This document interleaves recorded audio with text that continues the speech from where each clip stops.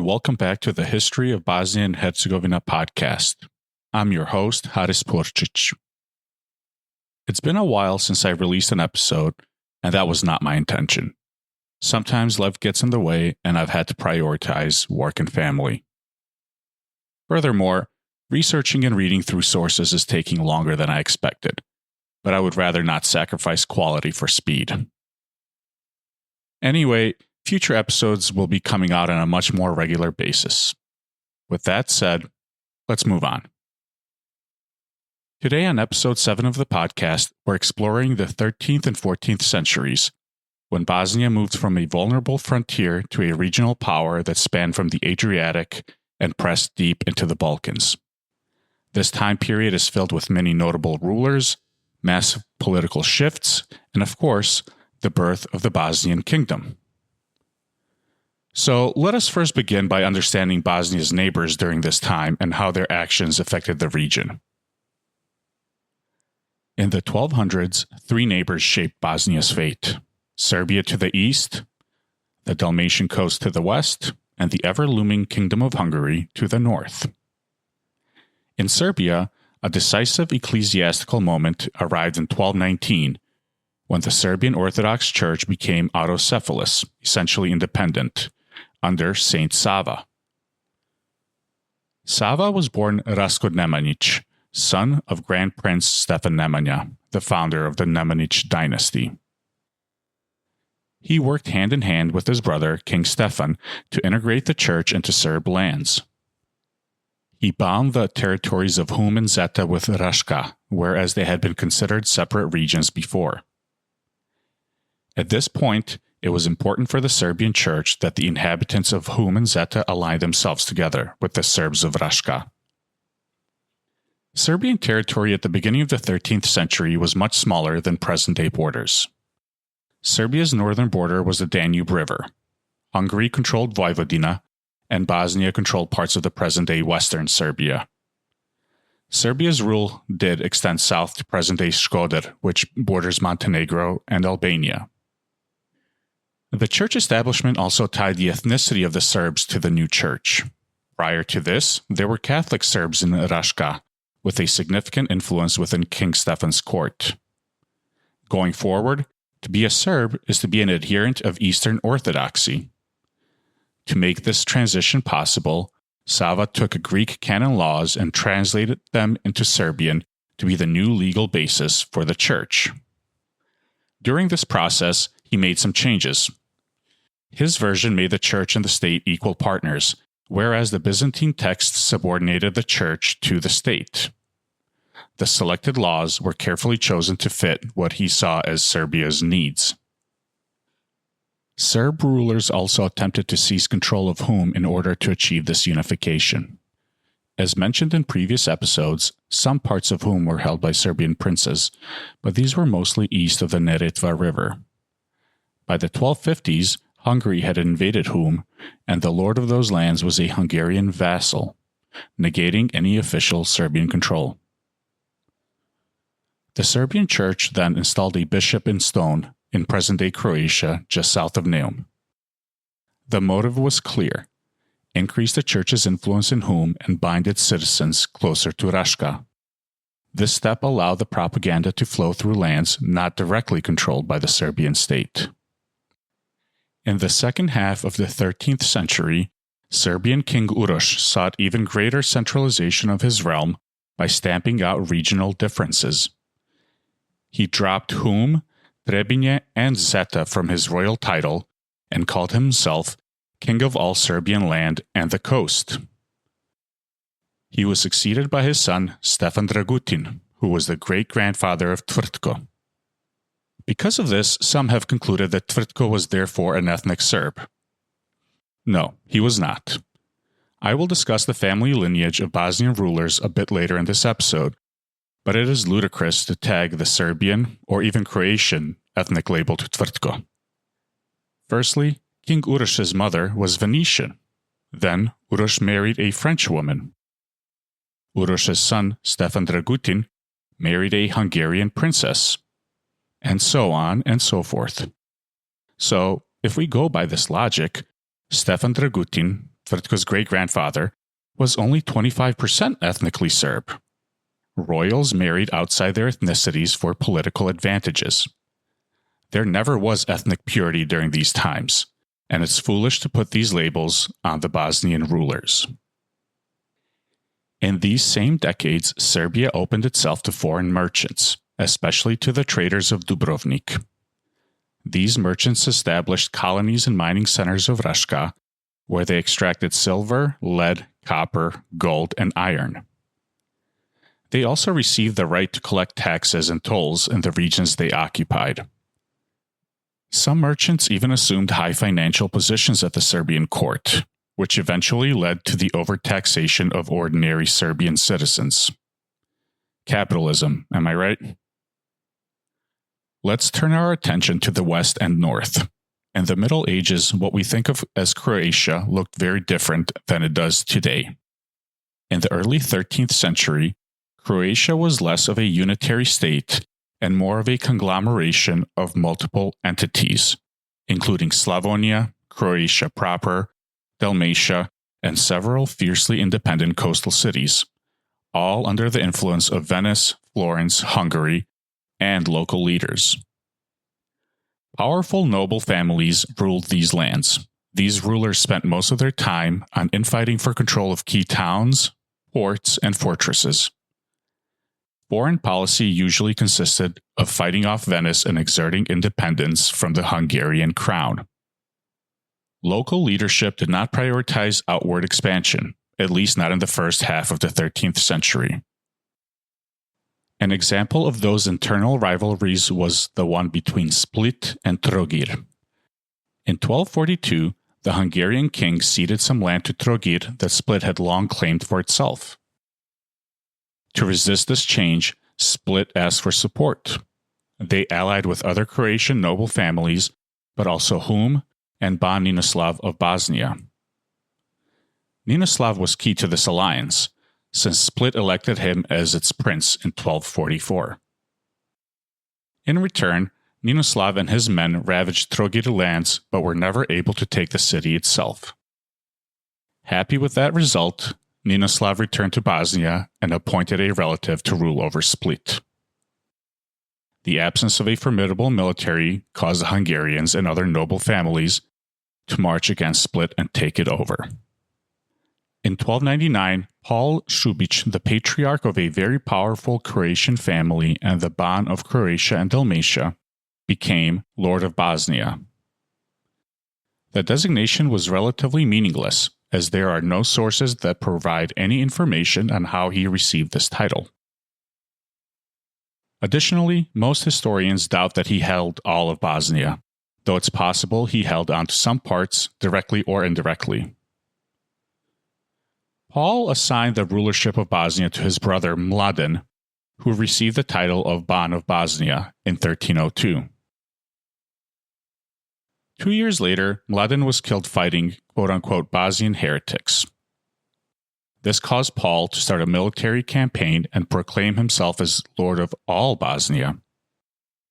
Again, we do not have any reliable information on which part of the country was under his control. To complicate things further, Paul also had a son named Mladen, who was formerly known as Mladen II. The younger Mladen was waging wars in parts of Bosnia in 1318 and 1319 against Milutin of Serbia. Around this time, the name of the future Bosnian Ban, Stjepan II Kotromanić, enters the history books. It is believed that he was most likely a vassal of this Šubić family. Stjepan benefited from favorable circumstances. During a battle in 1322, he defeated Mladen and forced him to retreat to Klis, near present-day Split. There, Mladen was betrayed by his brother Paul II. Believing that he will receive help from the Hungarians, Mladen went to meet with the king in Knin. He was immediately arrested and sent to a Hungarian dungeon. Thereafter, he disappears from all written records. This maneuver ended the Šubić family dominance in Croatia. To add insult to injury, Paul II was overlooked, and the Hungarian king recognized Stjepan Kotromanić as the independent Ban of Bosnia. Taking advantage of this political shakeup in Croatia, Stjepan began annexing Croatian lands into the Bosnian Banate, including central Dalmatia and western parts of present-day Bosnia. The Hungarian king did not oppose any of these actions. But let's turn to Bosnia and go back to the early 13th century.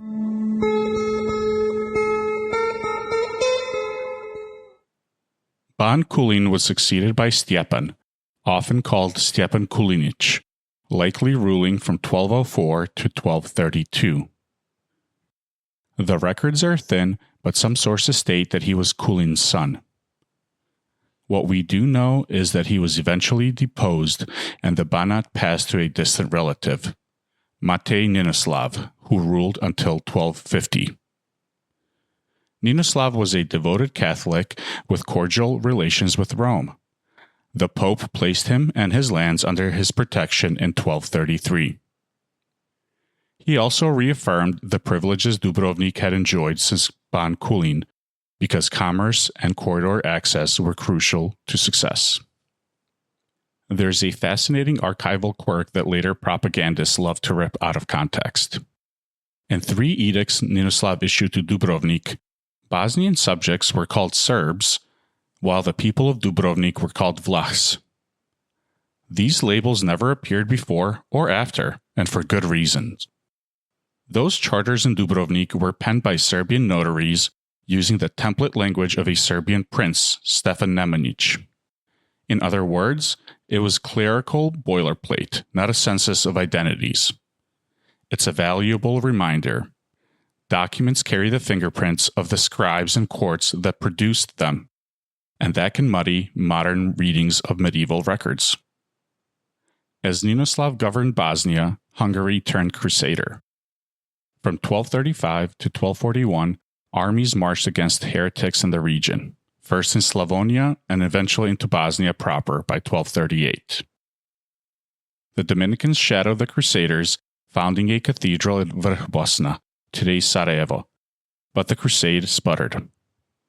In 1241, the Mongol Tatar invasion came for Hungary, annihilating much of the Hungarian field army and killing the king's own brother, Koloman. This event caused the Hungarians to pull back from Bosnia. The Mongols withdrew after Ogedei Khan died in December 1241, their princes recalled to elect a new great Khan. In the wake of this sudden retreat, Hungary's appetite for a crusade actually dimmed. A half-hearted campaign in 1253 likely never reached Bosnia. Ninoslav died around 1250. The Hungarians then installed his cousin Prijezda as Ban. He founded the Kotromanić dynasty. He had once been linked to the Bosnian church, but now, backed by Hungary, he converted to Catholicism and turned his energy to suppressing quote-unquote heresy.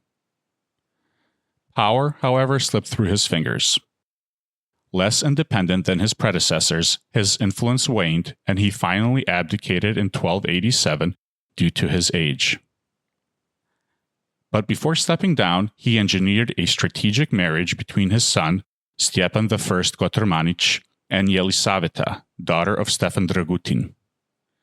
Dragutin ruled Sirmia, a territory of present-day northern Serbia that historically was ruled by Hungary. His sons, Stjepan I and Prijezda II, jointly ruled Bosnia after Prijezda's death. Why was power shared between the two of them? We just don't know. However, Prijezda II died 3 years later in 1290, and Stjepan took control of his lands. Like his father, Stjepan didn't exert influence over his realm. His marriage to Dragutin's daughter brought him under Serb influence. Also, during this time, Paul Šubić started gaining more power in Bosnia, mainly because he supported Charles Martel during the Hungarian succession crisis. In return, Martel gave Paul reign over Bosnia. Stjepan died in 1314. His wife and children fled into exile to Dubrovnik. The Šubić family exerted greater control due to the absence of a strong Bosnian ruler.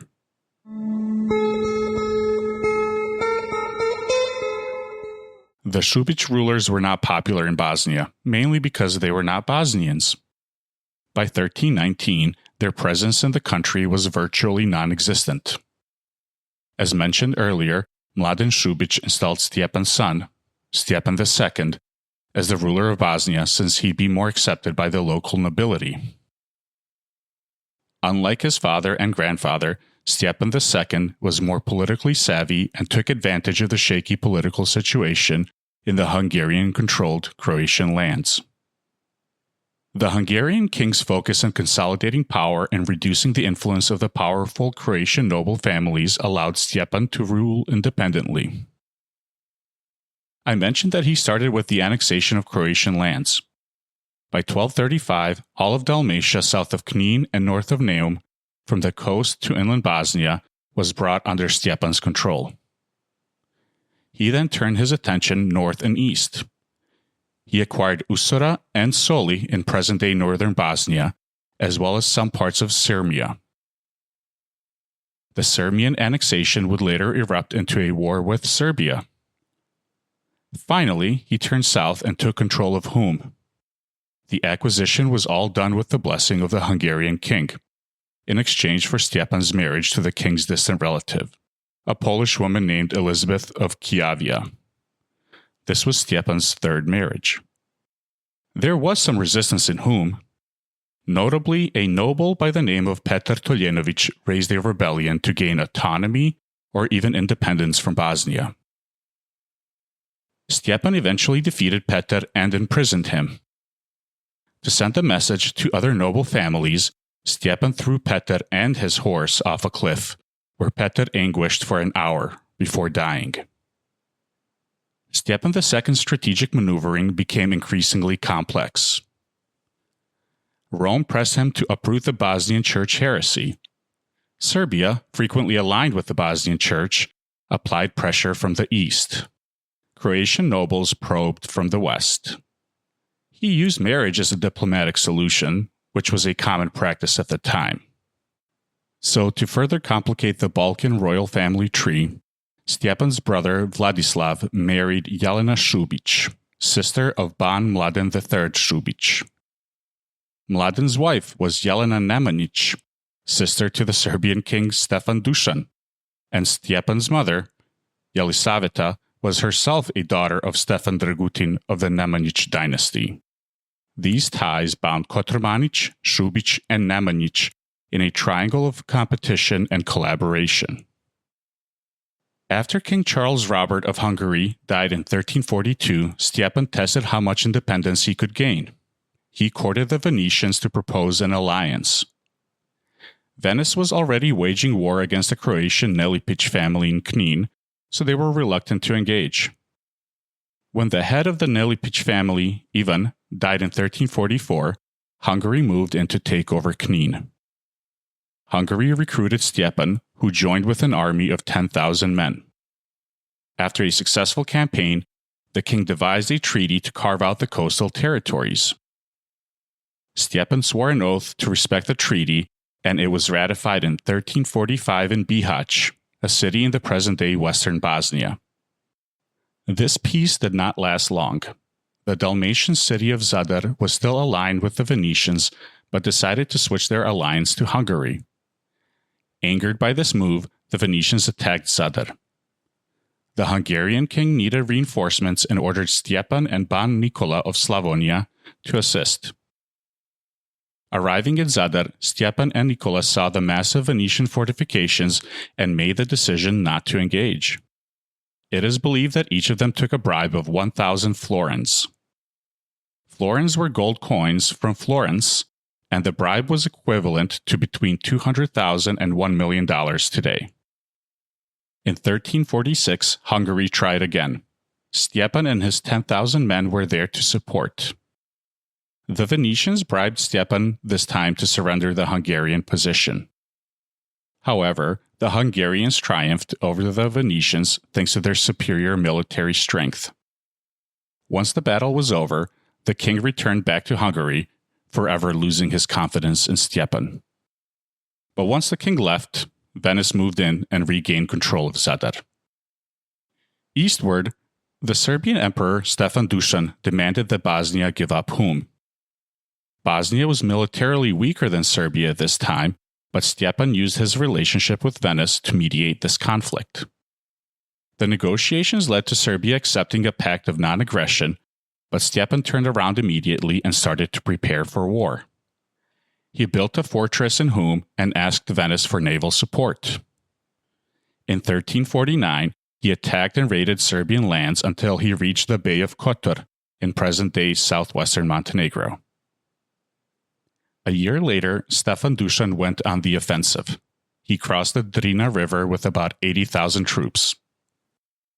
As a response, Stjepan deployed guerrilla tactics since he could not match the Serbian troop size. He withdrew into the forests and mountains of Bosnia, blocking all the major roads as he did so. But Dušan was able to bribe the local Bosnian nobles to abandon their positions. After this, his forces had little trouble conquering Bosnia, as Stjepan continued his retreat into the mountains. While Dušan won most of the battles, he eventually retreated to Serbia because he was unable to capture Stjepan or take over the fortress in Bobovac, the capital of Bosnian Banate. So Stjepan went on a counteroffensive. He was emboldened by his ability to withstand the Serbian attack. He reconquered all his lost territories, Hum included.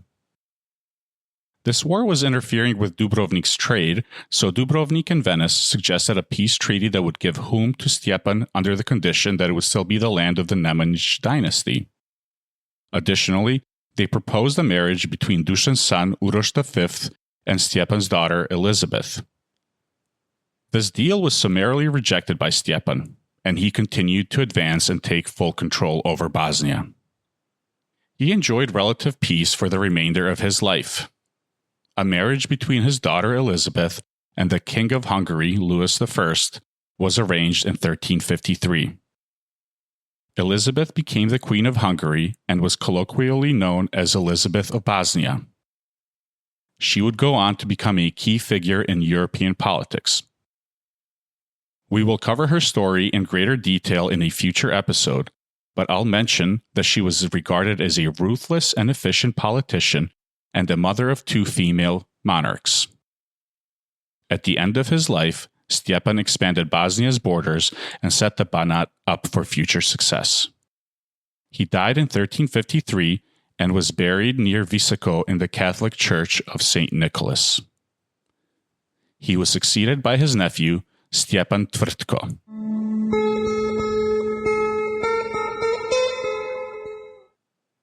Stjepan Tvrtko received the title of Ban when he was only 15 years old.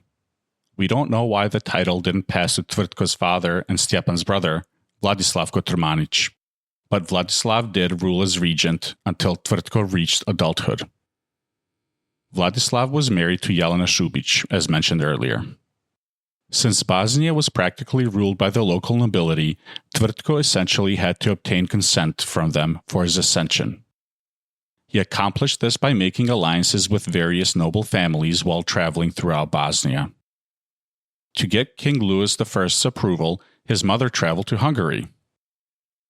Even though Bosnia was de facto independent, Ban still had to seek approval from the Hungarian crown. In 1355, years after the death of his uncle Mladen III Šubić, Tvrtko and his mother marched with an army to Duvno, which is present-day Tomislavgrad, to lay claim to a share of Mladen's lands.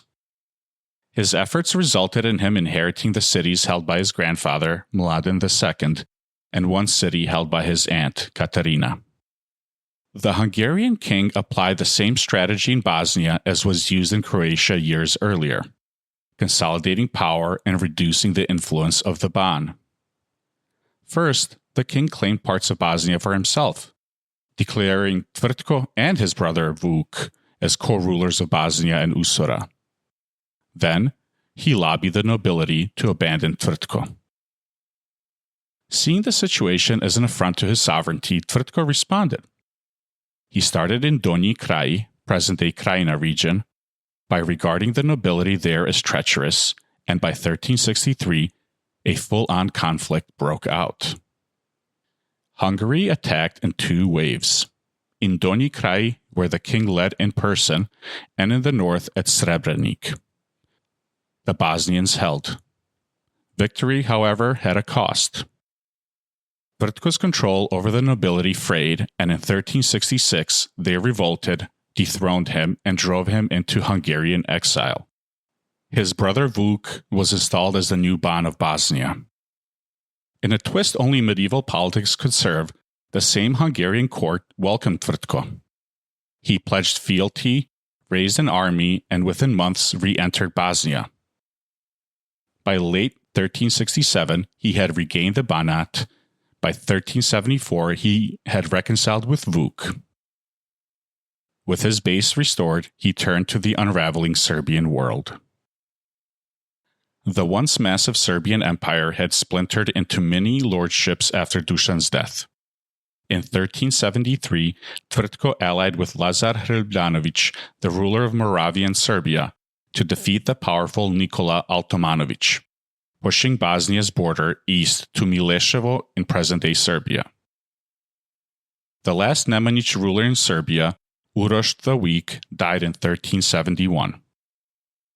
This, along with the fact that Tvrtko's grandmother was a Nemanjić and the remaining Serbian leaders were weakened, he took the opportunity to exert and expand his power.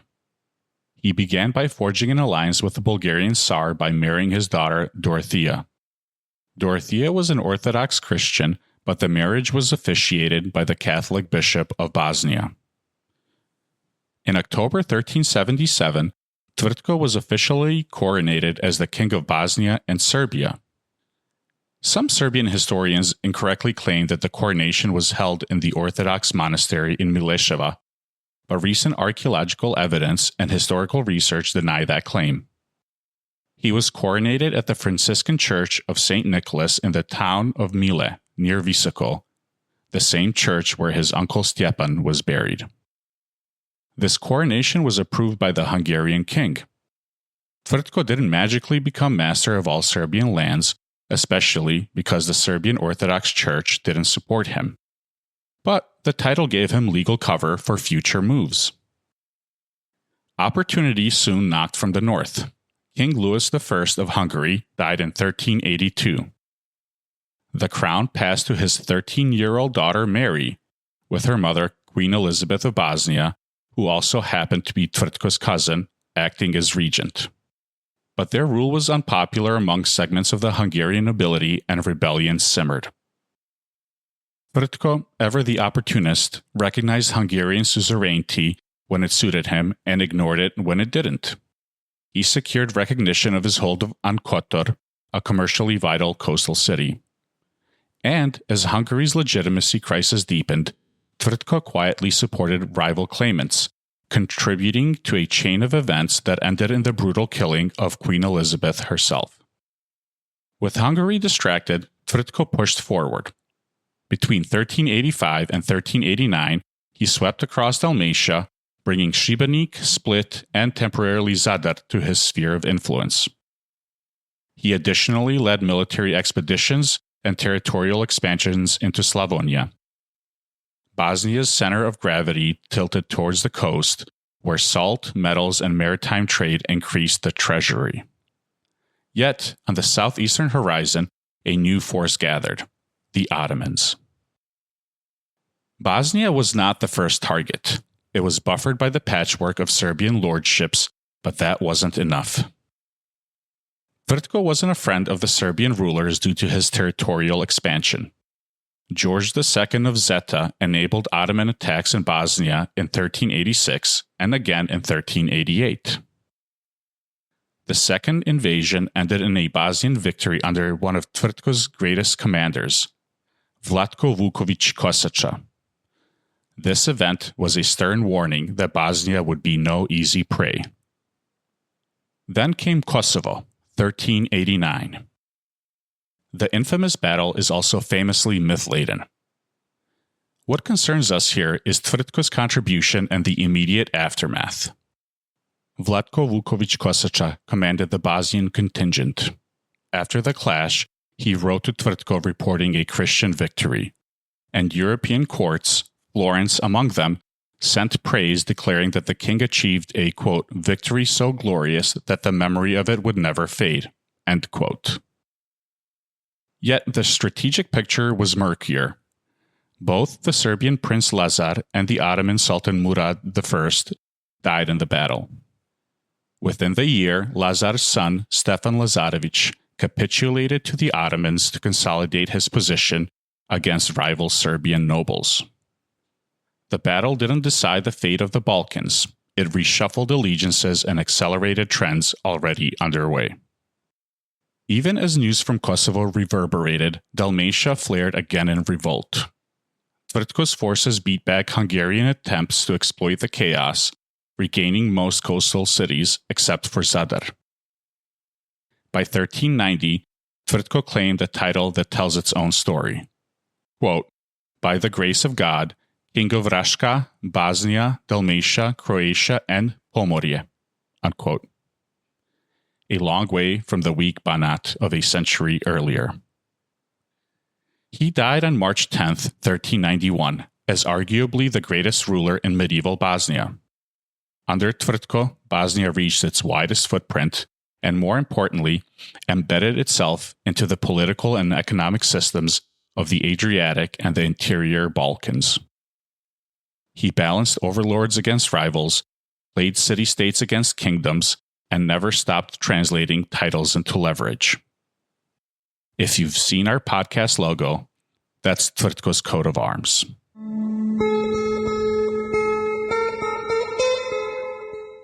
Before we close out the episode, two themes deserve a spotlight: economy and identity. Economy first. Bosnia's growth in the 14th century rested on mining, metallurgy, and food exports, funneled primarily through Dubrovnik. That trade enriched both sides but gave Dubrovnik enormous leverage as a middleman.